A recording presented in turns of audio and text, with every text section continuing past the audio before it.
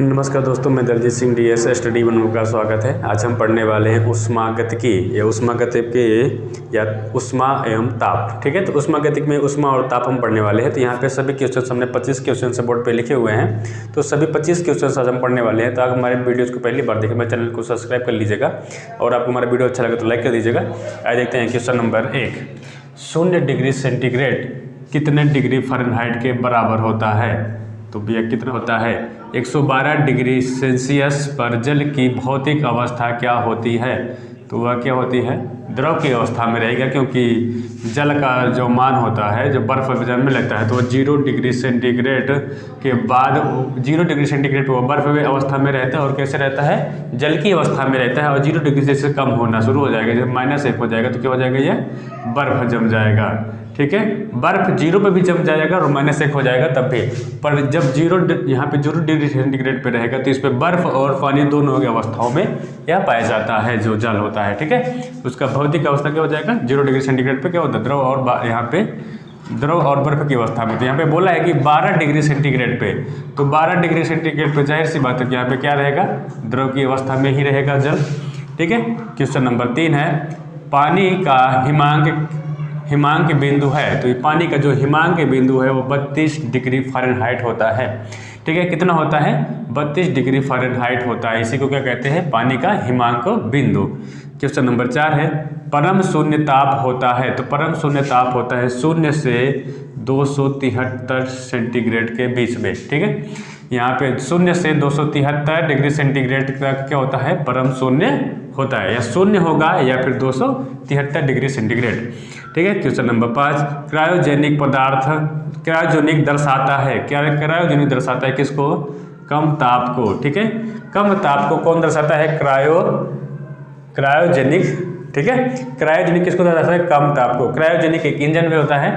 ठीक है, question number 6, किस तापमान पर पानी का घनत्व अधिकतम होता है? तो किस तापमान पानी का घनत्व सबसे अधिकतम होता है? पानी का घनत्व अधिकतम होता है 4 डिग्री सेंटीग्रेड पे पानी का क्या होता है? घनत्व अधिकतम होता है। क्वेश्चन नंबर 7, केल्विन पैमाने का मानक कक्षीय तापमान कितना होता है? तो 273 केल्विन के बराबर होता है, 273 डिग्री केल्विन।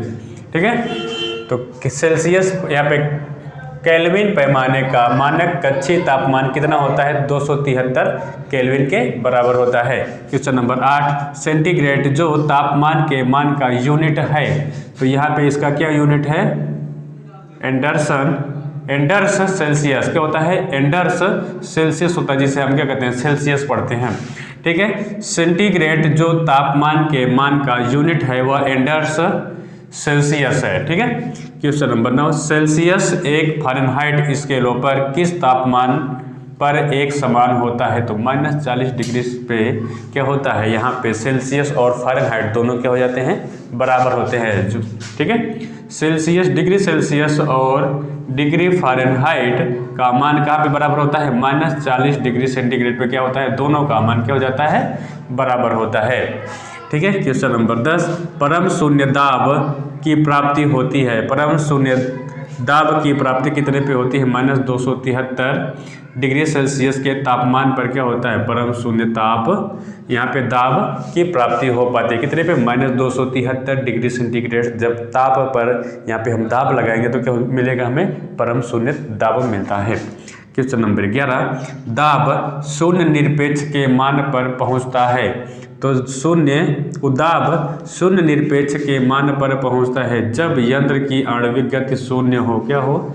जब यंत्र की आणविक गति क्या हो? शून्य हो, तब क्या हो जाएगा? दाब शून्य निरपेक्ष के मान पर पहुंचता है।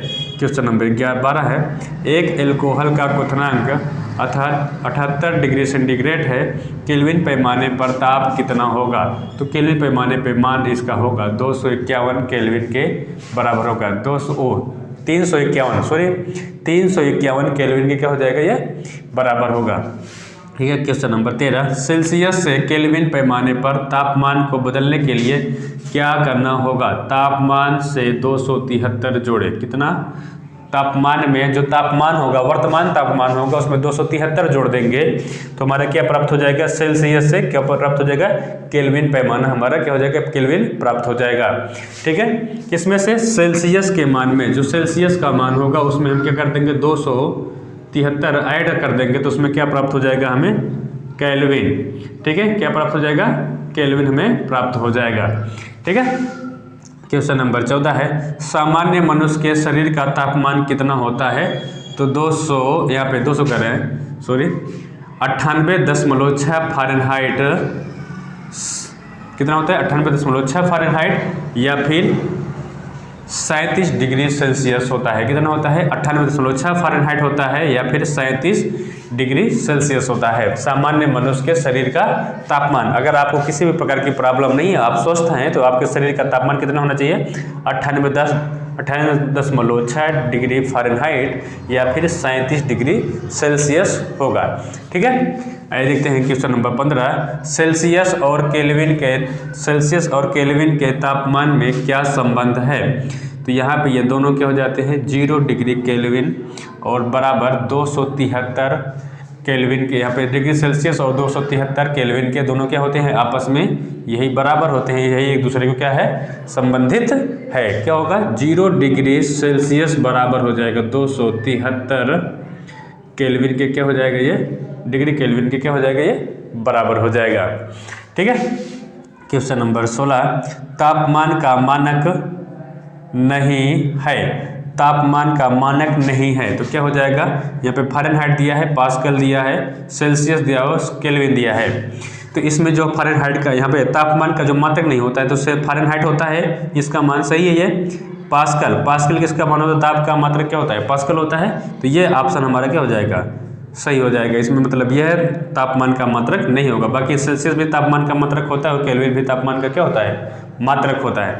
ठीक है, क्वेश्चन नंबर 17, किस तापमान पर पानी तरल और ठोस दोनों अवस्था में रह सकता है। तो किस तापमान पर पानी तरल और ठोस दोनों अवस्था में रह सकता है। तो यह 0 डिग्री सेल्सियस पर यहाँ पे क्या हो जाएगा, ये दोनों अवस्थाओं में रह सकता है। हम आपको बताए थे वहाँ पे ऊपर की 0 डिग्री सेल्सियस पर पानी का जो जल का मान होता है, किसका, जल का जो मान होता है, यह तरल अवस्था में और कैसे, बर्फ की अवस्था दोनों में क्या हो सकता है, यह रह सकता है। कितने पे, 0 डिग्री सेंटीग्रेड पे यह बर्फ भी जमा रहेगा और यहाँ पे क्या रहेगा, यह तरल अवस्था, दोनों अवस्थाओं में यह रह सकता है। कौन, जल। ठीक है, क्वेश्चन नंबर 18, बर्फ का गलनांक बिंदु है। बर्फ का गलनांक बिंदु है 273 केल्विन। कितना होता है, 273 केल्विन क्या होता है, बर्फ का गलनांक होता है। ठीक है, क्वेश्चन नंबर 19, केल्विन पैमाने को सेल्सियस पैमाने से बदलने के लिए क्या करना होता है। तो 273 क्या कर देंगे, घटा देंगे तो हम क्या कर पाएंगे, केल्विन पैमाने से किसका पाया जाएगा, सेल्सियस पैमाना मिल जाएगा। तो केल्विन मतलब केल्विन में से 200 अगर 73 घटा दिया जाए तो हमें क्या प्राप्त हो जाएगा, सेल्सियस में प्राप्त हो जाएगा। ठीक है, आपको समझ आ गया, केल्विन में कितना घटाते हैं, 273 घटा देंगे तो क्या प्राप्त हो जाएगा, हमें सेल्सियस प्राप्त हो जाएगा। ठीक है, क्वेश्चन नंबर 20, ऊनी कपड़े शरीर को जाड़े में गर्म रखते हैं, क्यों। क्योंकि ऊनी कपड़ा क्या होता है, ऊष्मा का क्या होता है, कुचालक होता है। तो ऊनी कपड़ा क्या होता है, ऊष्मा का कुचालक होता है, इसलिए हमें वह क्या करते हैं, गर्म रखते हैं। क्वेश्चन नंबर 21, ताप का आवरण मुख्य रूप से चालन, संवहन और विकिरण होता है। कहाँ पे ये तीनों चीज़ें होती हैं, चालन और संवहन और विकिरण, ये तीनों चीज़ें बॉयलर भट्ठी में होता है। ठीक है, चालन भी होता है, संवहन भी होता है और विकिरण, तो तीनों प्रकार की जो अभिक्रियाएं हैं, ये तीनों अभिक्रियाएं बॉयलर भट्ठी में होता है। कहाँ पे, बॉयलर भट्ठी में तीनों अभिक्रियाएं होती हैं। क्वेश्चन नंबर 22 है, द्रव और गैसों में ताप अंतरण का मुख्य कारण होता है संवहन से। कहाँ से, संवहन है जो यहाँ पे ताप को अंतरण का मुख्य कारण होता है। कौन सा, संवहन। क्वेश्चन नंबर 23 है, उष्णता का कुचालक है। उष्णता का कौन सा कुचालक होता है, लकड़ी हमारा क्या होता है, उष्णता का कुचालक होती है। ठीक है, क्या होती है, लकड़ी। क्वेश्चन नंबर 24 है, कौन सा विद्युत आवेश का सुचालक है? तो ताबा होगा वो क्या होगा? ताबा होगा, विद्युत आवेश का क्या होगा? सुचालक होता है। ठीक है, तो ये ऑप्शंस में यहाँ पे ये सभी क्वेश्चंस कहीं ना कहीं ऑप्शंस में आए हुए तो बहुविकल्पी में थे, तो इसे हमने वन लाइनर में प्रयोग किया हुआ है। ठीक है, क्वेश्चन नंबर 25 है,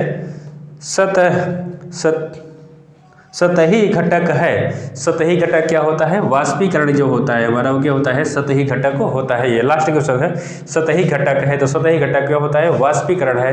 ठीक है, अगर आपको हमारा वीडियो अच्छा लगा तो लाइक कर दीजिएगा, हमारे चैनल को सब्सक्राइब नहीं किए तो सब्सक्राइब कर लीजिए और बेल आइकन को जरूर दबाइएगा ताकि कोई नोटिफिकेशन सबसे पहले पहुंचता रहे। आज के लिए बस इतना ही, और अपने आप दोस्तों के पास भी शेयर करिएगा, और जो लोग हमारे वीडियोज़ को नहीं देखे हैं उनके पास शेयर कर दीजिए। हमारे चैनल को सब्सक्राइब नहीं किया तो सब्सक्राइब करवा दीजिएगा। आज के लिए बस इतना ही, धन्यवाद।